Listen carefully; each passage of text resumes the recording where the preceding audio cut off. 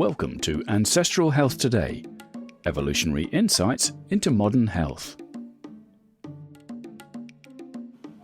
We're talking today with Darryl Edwards. Darryl used to be an investment banker and a technologist, and he was living a sedentary lifestyle, but transformed his health for the better many years ago by changing his diet and incorporating movement into his life. And he's an author of the best-selling book, Animal Moves. He's a movement coach, a motivational speaker, and his 2019 TED Talk gathered over 1 million views. He's a regular speaker at the Ancestral Health Symposium, and I've participated myself in some of his movement and play sessions. They're challenging, but fun. And you can find a lot more on his website, primalplay.com. I'm here with my co-host, Isabel. Hello, Isabel. Hi. And welcome to the podcast, Darryl. Thanks very much, Todd and Isabel. I'm looking forward to our conversation today. So, Darryl, your talks and your books, and your coaching, you've introduced people to this ancestral health idea, in very practical terms. And you have a framework, which we'll talk about today, these 12 pillars of health that kind of provide a very practical way to incorporate ancestral health ideas. But maybe before we get into that, can you just give the audience a brief definition of what you think ancestral health is? Is it the same thing as paleo, or is it something different? Yeah, so ancestral health, it can also be, or it's often referred to as a paleo or primal lifestyle. I would say it's a holistic approach to health and wellness. It draws its kind of core principles from our ancestors' lifestyle habits. So it's based on the premise that our bodies evolved over millions of years to live in a certain way in a certain environment. And modern lifestyles, especially since the advent of agriculture and industrialization, have moved us away, our bodies and our environments, away from those conditions. So a common misconception is that those who are following an ancestral lifestyle are trying to mimic the lifestyles of our ancestors, whereby actually we're trying to model aspects of their lifestyles that we can implement in a modern environment, in a 21st century environment. So there's no way we can perfectly mimic those conditions, the environment. Our landscape is completely different, but certainly by applying those principles that guided their lifestyles in a way that makes sense in our modern world, we hopefully will live a healthier life in the 21st century. Wonderful. And Todd already alluded to those 12 pillars of health that you discuss. Can you tell us a little bit about them and how do they fit into the ancestral health model?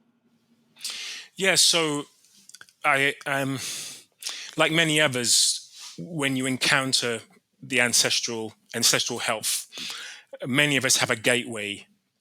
And so for most people, the gateway is via nutrition, through diet. And the paleo diet is for many, was their gateway in to finding out more about paleo, and then finding out more about a paleo lifestyle.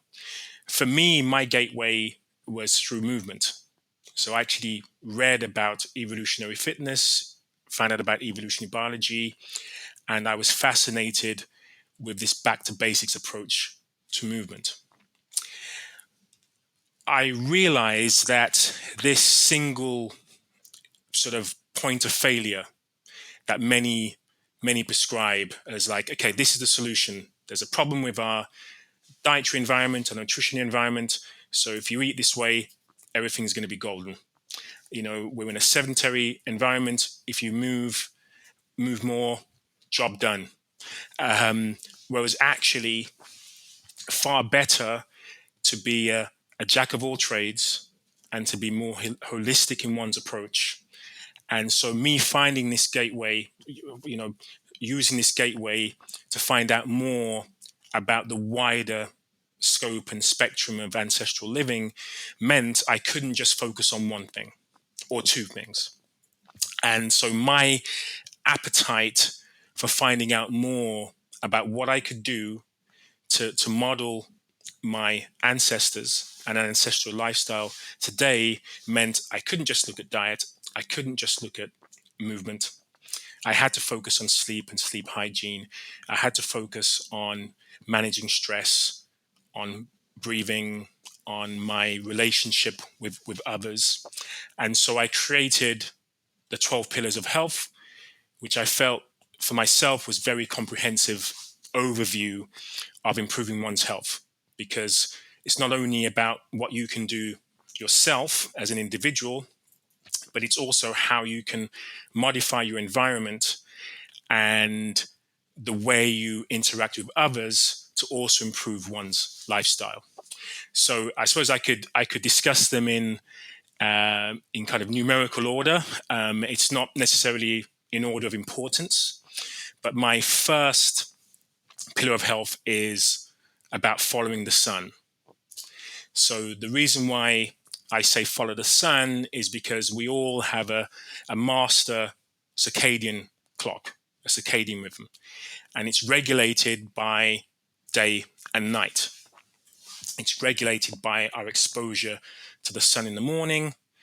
It's regulated by the hormones which are produced in the morning. So, for example, we have high levels of cortisol. That's the natural way of things. We have this elevation of cortisol in the morning, which helps us to become more alert in the morning. We have a serotonin release, which is activated through sunshine, which helps us to have a brighter outlook on our day. It's known as one of the happy hormones. So these hormones are activated, help us feel better and better prepared to start our day. And then as the day continues, as we get to the sun going down and we enter the nighttime phase, then we have other hormones. So we have melatonin, which is produced, which helps us to wind down. And so by obeying these laws of day and night, and by trying to match our daily kind of work patterns, our leisure patterns to this natural order of day and night, and being in accordance with the day and night patterns. So many of us stay up late. We use artificial light. We watch TV, look at our screens late, and even the light is different. So what's the problem with that? What happens when we have all this artificial light at night? Yeah, so one of the biggest problem is you're kind of extending the daytime phase way into the evening. So for many, even for those who have where it's can be quite light in terms of summer evenings, you're pretty much extending that to be all year round. So sunlight activates serotonin, and when it gets darker, we have these receptors in the eyes that basically start to activate melatonin. So this natural production of melatonin helps to promote relaxation, helps us to wind down, and it helps to promote sleep. And if we disrupt that, either very forcibly by doing, say, shift work, where we are awake during the night or working during the night and we sleep during the day, for example, there's a significant impact to our health. So it increases the risk of not only mental health issues, of anxiety and depression, but it can also have an impact on our cardiovascular health, on increased risk of type 2 diabetes, for example. So this obedience to the laws of nature in terms of day and night is really important for that reason. Secondly, this extension of the day by having exposure to natural light, blue light. So this blue light basically blocks the natural progression of sleep. Hence why now we have devices, whether they're physical devices such as blue light blockers in glasses, or we have options on our screens, on our phones, on our computers to dial down blue light in the evenings to help to promote deeper sleep. So So having this awareness of an increased focus on sleep hygiene, which is the term that is often commonly used, of improving one's sleep habits. And there are a few things that we can do for sure in relation to that. So one certainly is to try to get to bed at a decent hour. Again, the old wives' tale is, every hour of sleep you get before midnight is worth double what it would be after midnight. Okay, so trying to get to bed at a decent hour, trying to avoid food within 2 or 3 hours before going to sleep, because food, the digestive process, can interrupt sleep. Avoiding alcohol a few hours before bedtime, because alcohol, the process of breaking down alcohol, can also be a sleep disruptor. There's a reduction in growth hormone production. There's a reduction in testosterone levels overnight. So alcohol also can blunt the sleepfulness response. Physical activity. If you are physically active during the day, especially when you're trying to promote natural serotonin levels during the day, that helps to promote deep sleep at night. Even if you have very vigorous activity just before bedtime, it may actually impact your ability to go to sleep, so the onset of sleep, but it actually increases the amount of deep sleep one has. So one of the phases of sleep, deep sleep, the most restorative of our sleeping patterns, that is impacted by being active throughout the day. So alcohol increases, even though it has a sedative effect, almost like a tranquilizer effect. It makes us feel as if we're going to get a better night's sleep because I drank some alcohol and I was out. What actually happens is it promotes light phases of sleep. So you'll wake up not feeling very well rested. So alcohol is a disruptor. Bright light, blue light at night is a disruptor. Eating close to bedtime is a disruptor of sleep. Using tech, not being able to wind down, so not having kind of an evening ritual where you're basically convincing yourself that now is a time to be thinking about rest and restoration. And probably the last discussion around that is the impact of caffeine. So not many people are aware that caffeine has a half-life of between 6 and 8 hours. So caffeine blocks, so there's basically receptors, adenosine receptors in the brain, and caffeine disrupt, which basically says, oh, you're tired, we're tired now, we're tired. Caffeine blocks that signal, which is great early morning when you want to feel a bit more alert. So you drink some coffee because, I just don't feel great. You have some coffee, you feel alert. Doesn't work so well at night.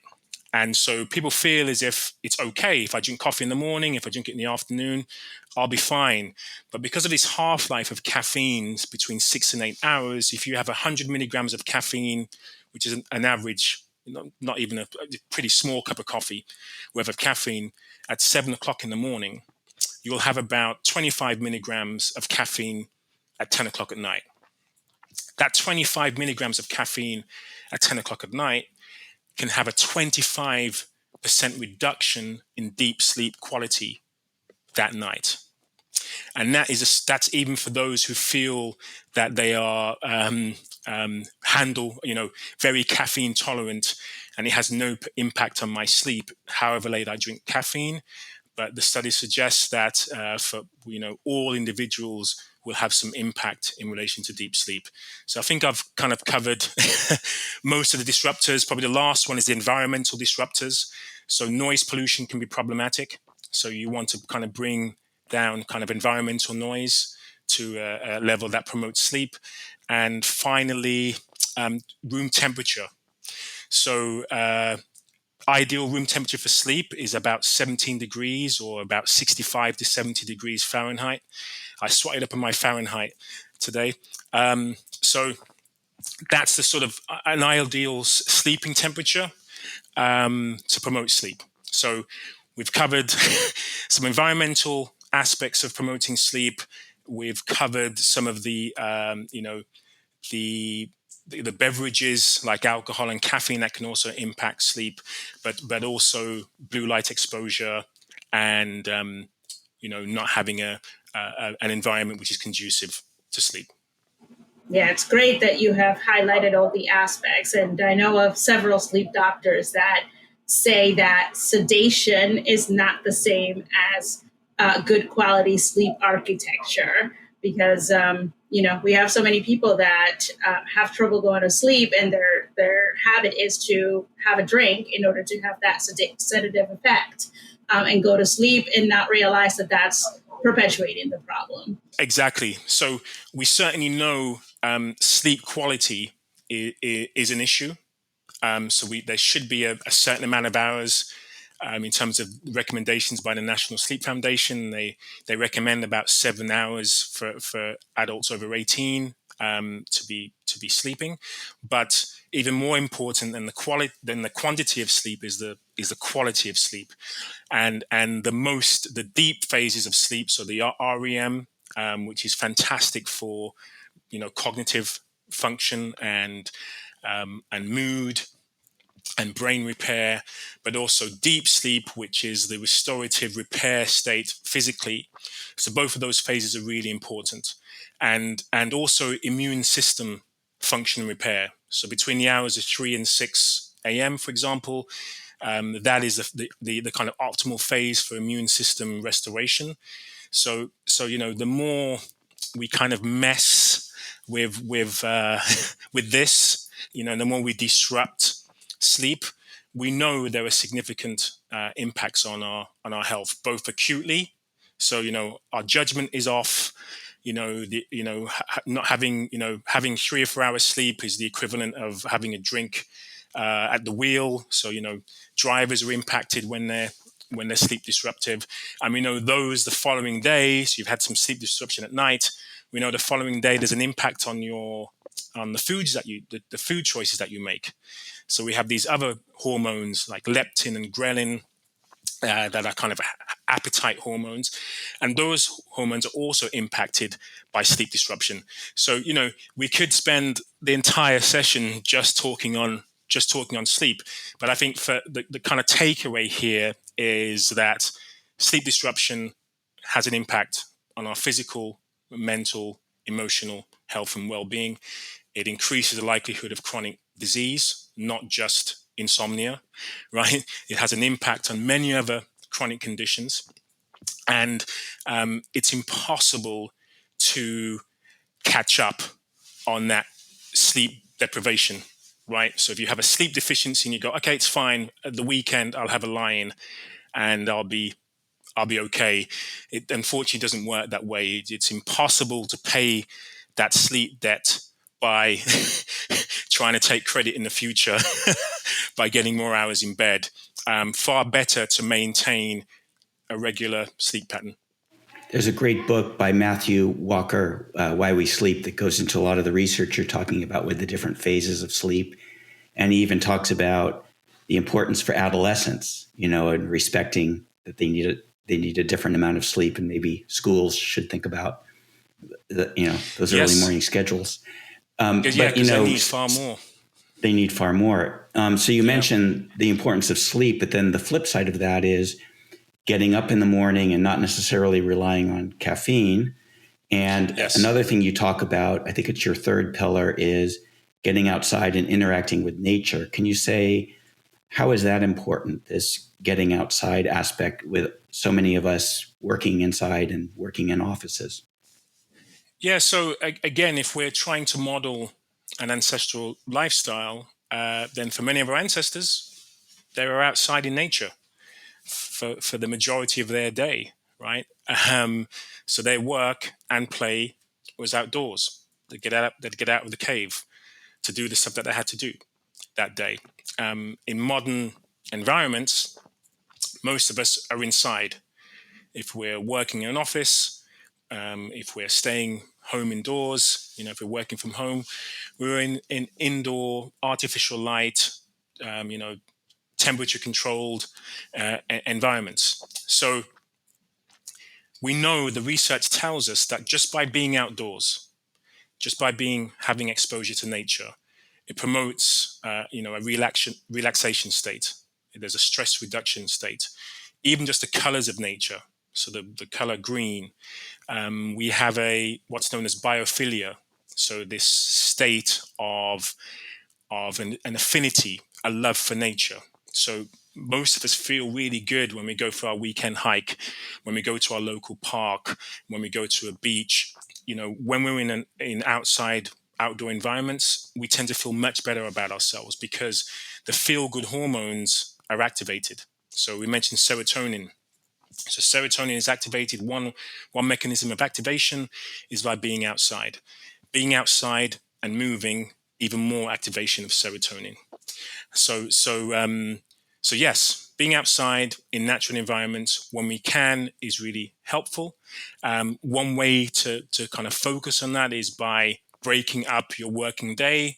So, for example, if you're having your lunch break, rather than you sitting at your desk and having your lunch of the day, is by having an active lunch, going outside, go for a walk.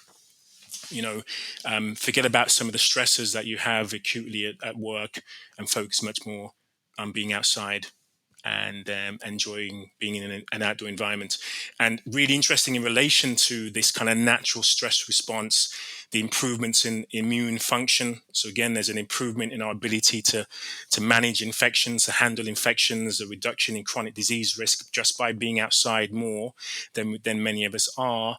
Is we also have access to vitamin D from the sun, depending on where you are in the world and what time of year it is, but many of us can get most of our vitamin D should be from the environment, not by taking supplements, not by relying on food, unless we really have to.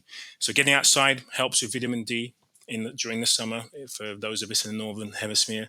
It helps with reduction in stress, management of stress. It helps to improve our kind of immune regulation. So again, our body's ability to manage our immune system. But more importantly than that, and what's really fascinating about this is there have been studies just with prison inmates when they're exposed to pictures of nature within prisons. And many of the health benefits are gleaned just by having access to a natural landscape. So our brains are so hardwired to our love and affinity for nature that even within an indoor environment, having indoor plants, having pictures of landscapes and landscape environments, having the green colors of nature within your habitat are also really beneficial. So again, it's not about perfection. It's not about saying you can never work in an office environment because you're not going to be ancestral enough. It's about taking the opportunities where you can to have moments in nature where you're kind of down regulating, where you're kind of being reflective and have moments of reflection before you get back to the hustle and bustle of your day-to-day life. Yeah, that's amazing. And it's something that, can be accomplished even in very urban environments. If you go outside and just sit by a tree, and have that opportunity to surround yourself with something that is natural, that's not the inside artificial environment, it could be very beneficial. We've covered two of the pillars. Can you tell us more about where we're going down this, the house we're building? I suppose number two on the pillars is to live slowly. So I think it's a good segue. So by living slowly, I mean there's a slow food movement, which is kind of where I took this from, and it's basically just about being more present. I don't necessarily like using the term mindful, but just being more present and in the moment about many of the things that we do, which may seem mundane, may seem as if they're getting in the way of what's important in life, but actually taking pleasure in some of life which is mundane and reducing this focus on rushing through life and actually, realizing that life is precious and every single moment we have is precious. So, when we think about fast food, my kind of superficial thought about fast food is just about, oh, it's processed, it's produced quickly.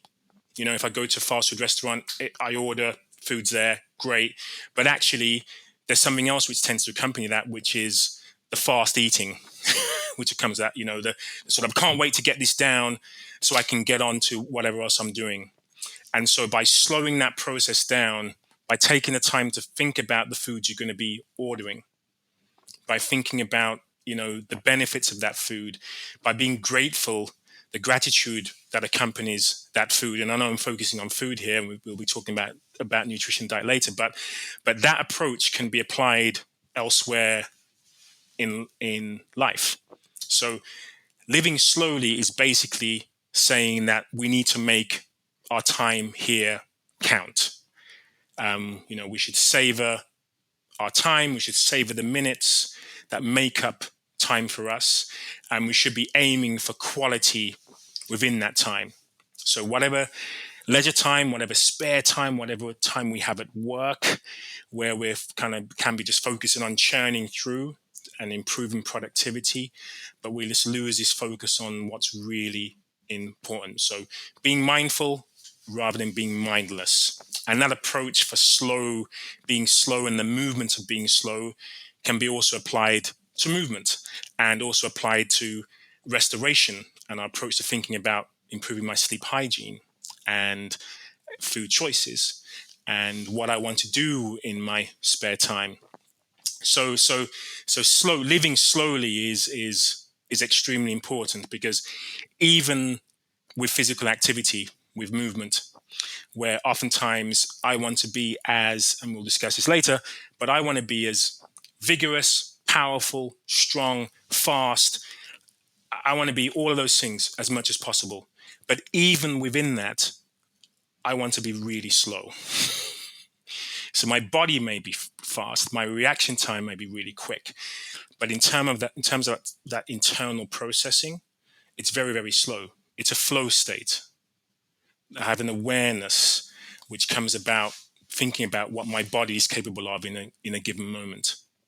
So, and that's one of the reasons why I don't want to kind of focus on mindful, because people tend to assume mindful, i.e. meditative, i.e. slow things down, be still, pretend the world is silent. And of course, the world isn't silent. The world is manic. There's havoc externally and internally.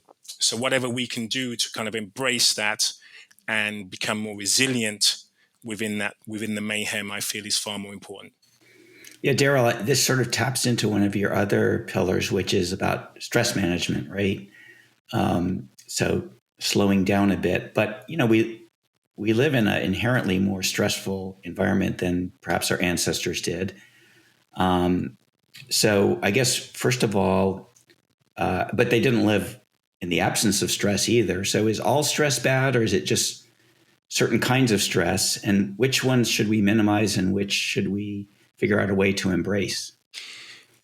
Well, I would argue that our ancestors certainly faced far more stresses than we do. So they had, for example, predation, right? They had saber-toothed tigers. We focus on the hunter aspect of ourselves as hunter-gatherers, but we also were predated. We were food for many creatures. So there was a heightened state of stress for our ancestors, for sure. There was significant death at childbirth, right? The risk of giving birth was significant for mothers. So there were so many dangers in our world, our ancestral world, that our ancestors had no idea how to deal with, right? And so what the problem in the modern era is, most of our stress today is perceived stress. It isn't real stress. It's what our mind is concerned and worried about. I've got to get that report done. How many days have I got to do it? Oh, it's the end of quarter 3. It's 6 months away, but I'm still worrying about it. So it's the the media, the news environment being hyper aware, hyper vigilant. So we're in an environment where many of our stresses are just perception, are not reality. And in relation to our HPA axis, this kind of our body's ability to manage stress, we do have this acute stress response, which is beneficial, which heightens concentration and focus and alertness. So if there's danger, immediate danger, and I've got to, fight or flight, or or like fawn is another expression. If I have to do any of those things, or freeze is another of the F's, right? For those responses. If I need flight, I don't have time to think about it. So the the adrenaline response, the norepinephrine and epinephrine response, or noradrenaline, as we say in the UK, those responses, the cortisol response, enable us to have a significant amount of energy and the ability for our brain to basically fire our kind of motor cortex to basically say, move, get out of here, right? Or stay still, don't make a sound, freeze, this is the best thing for you to do. So acute stress is fantastic. And even in the modern environment, and I know this myself, being a kind of like a procrastinator and do things at the last minute type of guy. And when I worked in investment technology in banking, information technology in banking, I was that guy who was like, oh my goodness, the report has to be ready at 2 p.m. this afternoon. And I start working it at 1 and I do it and I ace it and I nail it because that's how I would like to work. And that's all based on that acute stress response. Hyper productive, very focused. I'm just going to get this done, right? The downside to this acute stress response is if that acute response is maintained and it's sustained. And so that elevation of adrenaline and cortisol, which is protective in the right situations, when that's elevated constantly and it becomes chronic and a chronic stressful state, that's where it becomes harmful. So this chronic stressful state can increase the risk of chronic lifestyle diseases, strokes, heart attacks, cancer. Many conditions are linked to this chronic stressful state. Your HPA axis can become completely ineffective. So you basically can be chronic fatigued. You can be completely tired, or it could flip the other way where you're constantly wired, where basically everything is just on the go, go, go, go, go all the time. And that can lead to the risk of burnout. So again, most people, when they talk about stress and stress management, they forget the benefits of stress. They forget the benefits of acute stress and the reasons why they're beneficial. But it's the mismanagement based on our bodies and minds being in this chronically stressful state, increasing physical and mental disease states. And the good thing is there are things we can do to break that cycle of maintaining an elevated stressor state all of the time. We can focus on things like exercise interventions. So exercise is a fantastic way to manage and mitigate stress. The reason being is because we're actually giving our body something to focus on in the now, which is going to utilize some of that adrenaline cortisol response. So there's a utilization of that in the present, and your body and mind are aware that, oh, I feel this way, I've done something, and so my stress levels reduce. Even if they don't reduce acutely, chronic exercisers tend to have a better management of their stress longer term. Can we use voluntary acute stress or intensity to be protective against chronic stress? So you mentioned high intensity exercise, for example. Some people use cold exposure or other deliberate short forms of stress. Can these be protective against the kind of chronic stress you're talking about? Yes, because they, you're trying to almost, you're teaching the body and the mind that it's okay to have to deal with stress. And so, because in the modern world, we don't have many real stressors, and most of them are, can I afford to pay my mortgage? Or they're pretty much 21st century, in some respects, first world problems, right? That many of us are really stressed about. By doing things like exercise, like cold thermogenesis, like a breathing practice, where you're kind of touching on this kind of this hormesis, this the body's ability to respond to these stressors with a natural response, is something which is very beneficial. And so, for many individuals, it's about probably finding what works for them and what they feel most comfortable doing to obtain that stress response in the short term. Because even with something like exercise, you can over-exercise. So the medicine of movement, you can take too large a dose, right? Similarly with cold thermogenesis, you could spend too long in the ice bath or in the bathtub or in a cold dipping. So there's an optimal amount of time and exposure to that stressor, which will lead to a positive response. And probably the best example I would say of a physical stressor is exercise. So exercise is meant to significantly stress the body, the heart, the lungs, the musculoskeletal system. The benefit of exercise actually comes from overloading the body in the short term for very brief periods, because what you're actually looking for is adaptation. And the adaptation to that physical stress response actually means you're going to be stronger. You're going to be better able to adapt to stress, not just the stress itself of exercise, but external stresses. So there's a lot of evidence and research on the benefits of physical activity for reducing stress. And the amazing thing about it is, probably conventional wisdom would have said, if you want to reduce stress, you need to gravitate towards the slower movement styles like Tai Chi, yoga.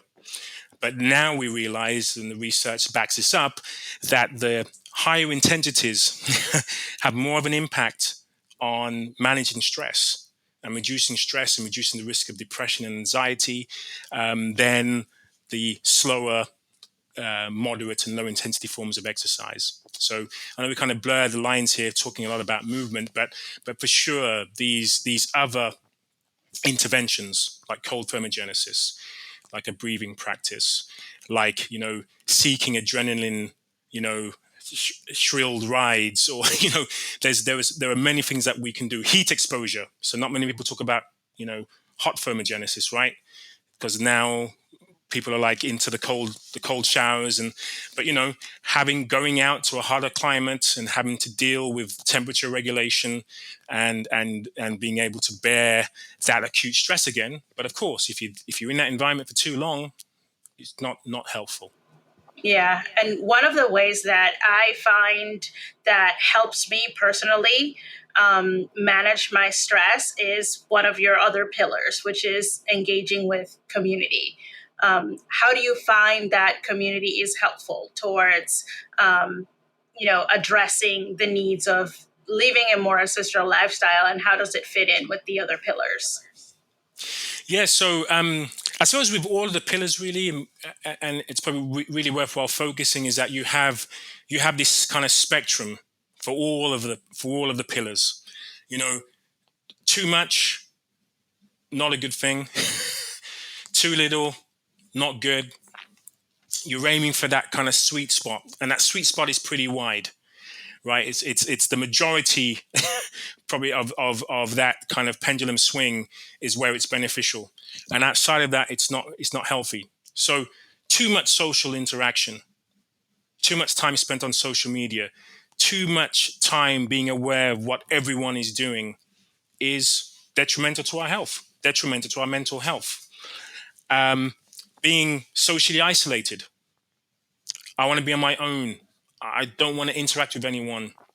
Doing that too much is also, not not healthy, right? And the studies back this up. So social isolation, independently of any other issues that we have with modern health, has been identified as an issue, has having a direct bearing on our health. Okay, so if we recognize that humans are social beings, if we recognize that many of our feel-good hormones have an additional layer of response when there's commune, when there's community, when there's gathering. So, for example, we have a hormone called oxytocin, known as the love hormone, the hug hormone, the bonding hormone. And so part of that activation is through physical touch, it's through eye contact, it's through having in-depth discussions, it's bonding and having relatability with other humans. It helps with decision making. It helps us with being more emotionally connected and more emotionally intelligent. And so, if you're by yourself, there's very little, if none, of this activation of oxytocin.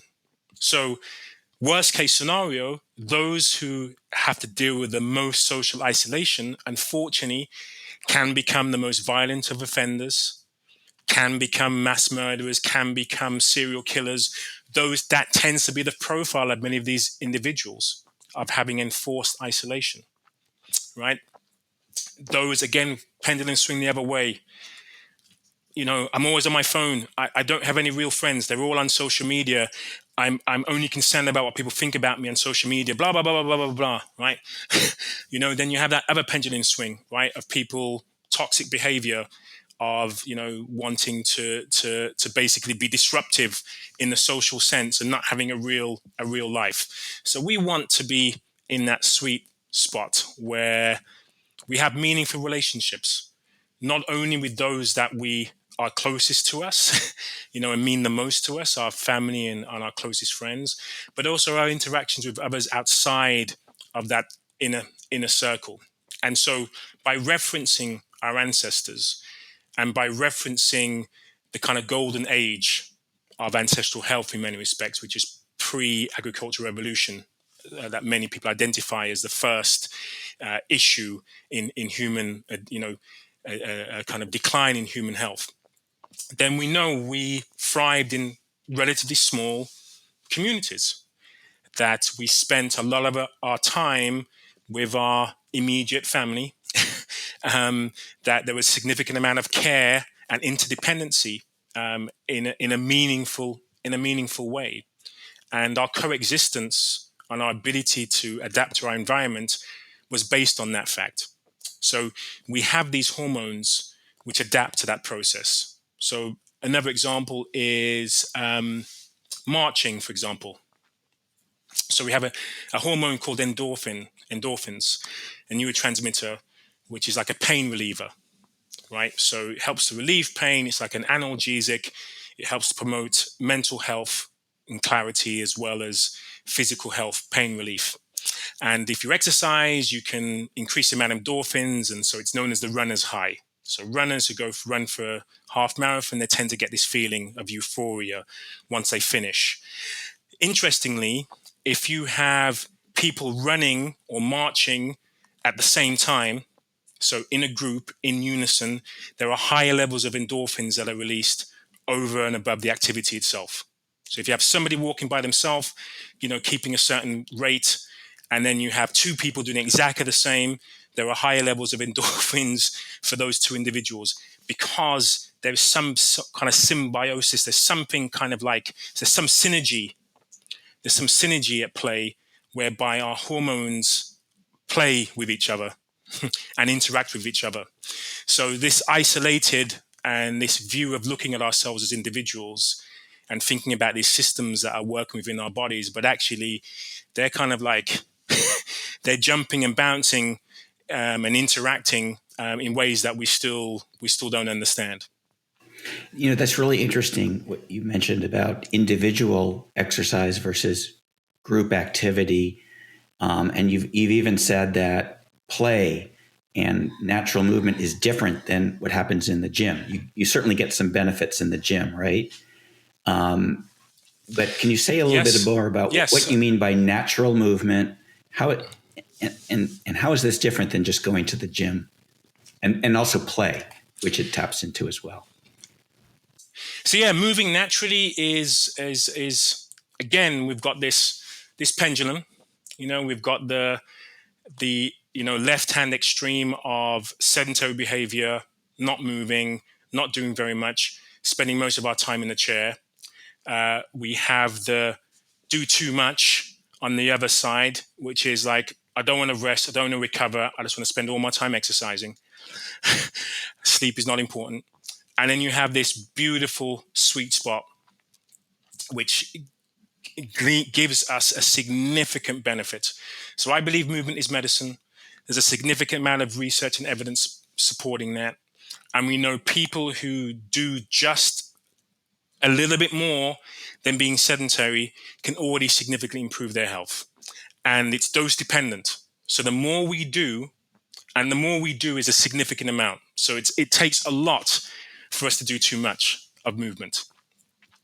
So where natural movement differs from just movement is trying to model and mimic our ancestral movement behavior. So we evolved to move in a particular way.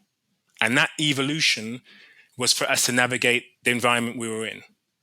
So we have inbuilt efficiencies based on our evolution, right? So for example, walking is one of our most efficient gaits possible for humans. We can walk significant distances. We sweat, which is what I'm doing now. It's really hot here in London for some reason. But, we sweat to cool our bodies. We're bipedal, which means we can cover great distances. We have glutes, which kind of drive huge muscles, which kind of drive our ability to walk.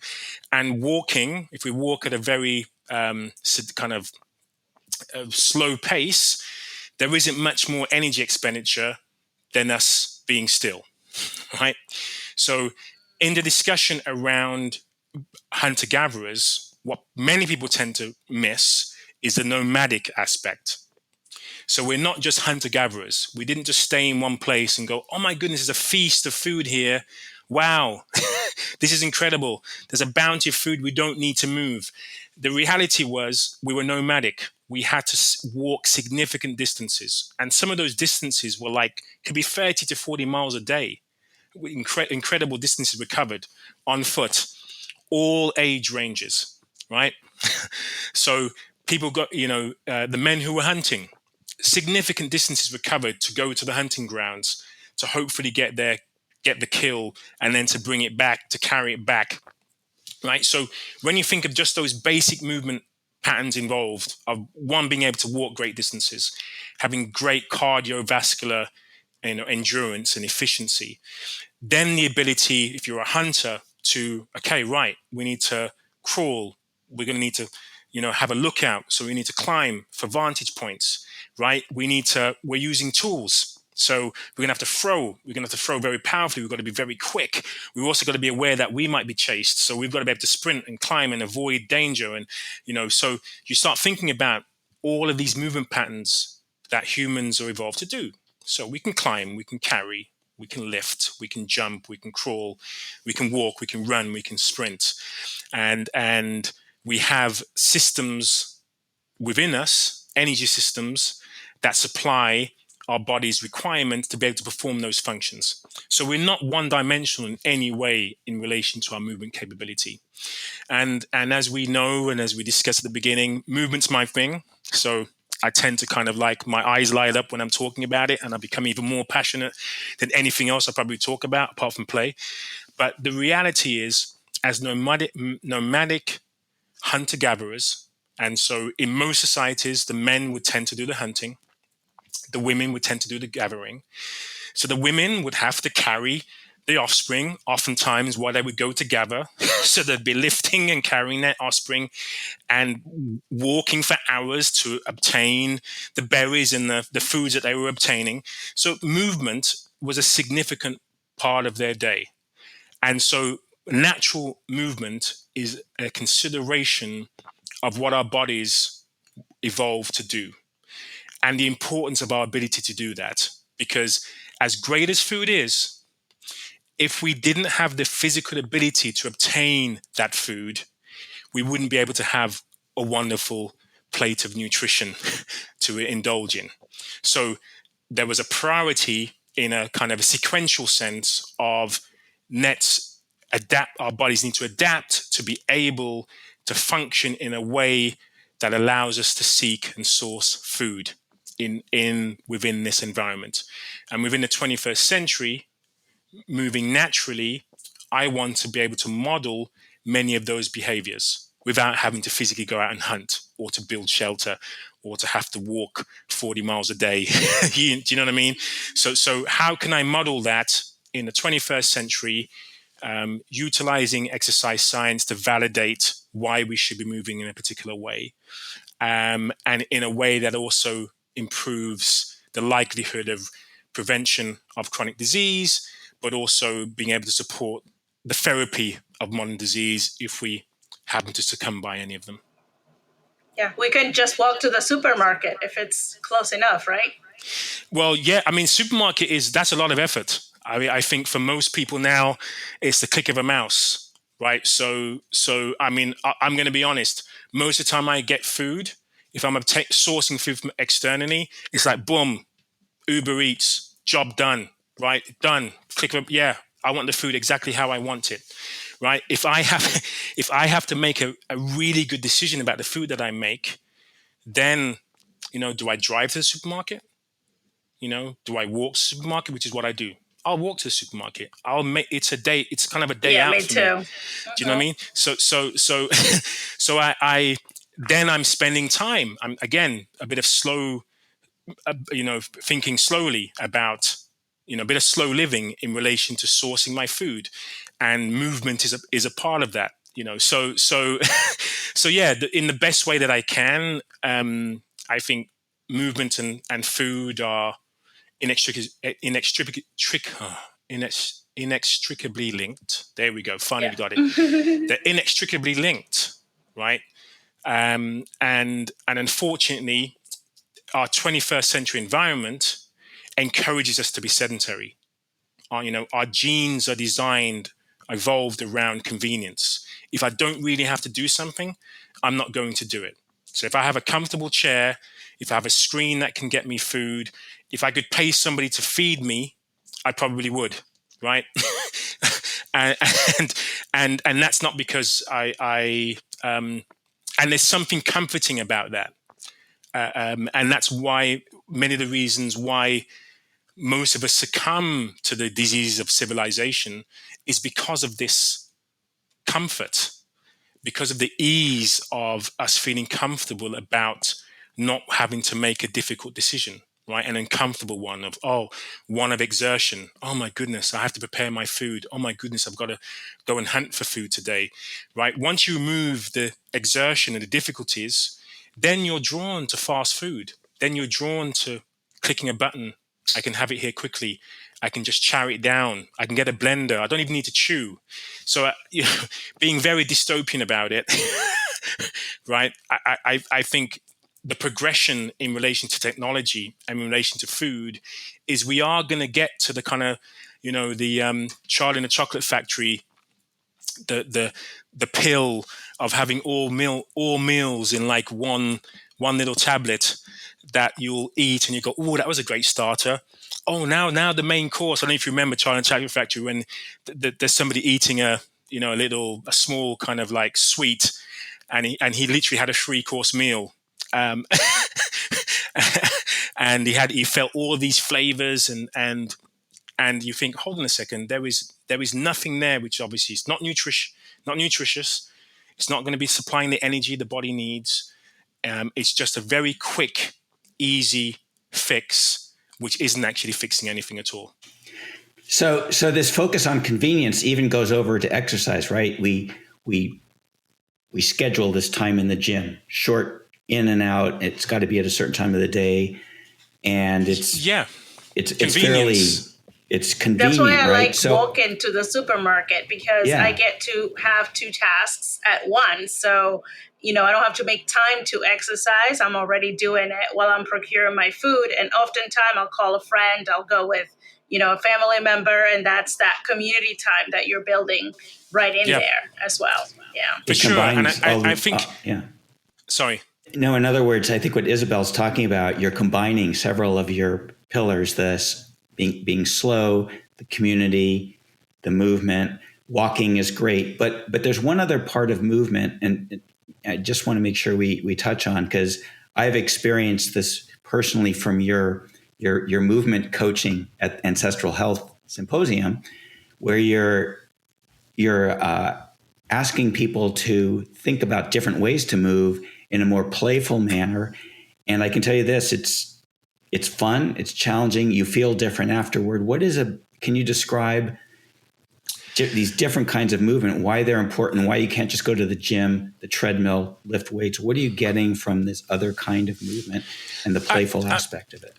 I suppose a couple of things. If you think about exercise, right? So exercise was designed by humans to compensate for sedentary behavior. So initially it was actually designed for elite sportsmen, because there weren't sportswomen back then. It was designed for elite sportsmen to be able to work in a way that meant when they had to perform, whether it was gladiators or at the Olympics, in the ancient Olympics, they were able to perform those tasks. So that's where exercise came from, right? So because for most people, they moved throughout their day. They moved naturally, right? That was their physical activity. So exercise was like a supplement or a substitute or a proxy for the lack of physical activity that would come from their day. So if you fast forward now to the present day, we have this kind of huge system that is built around exercise, whether that's going to the gym, whether that's exercise equipment, whether that's exercise programming.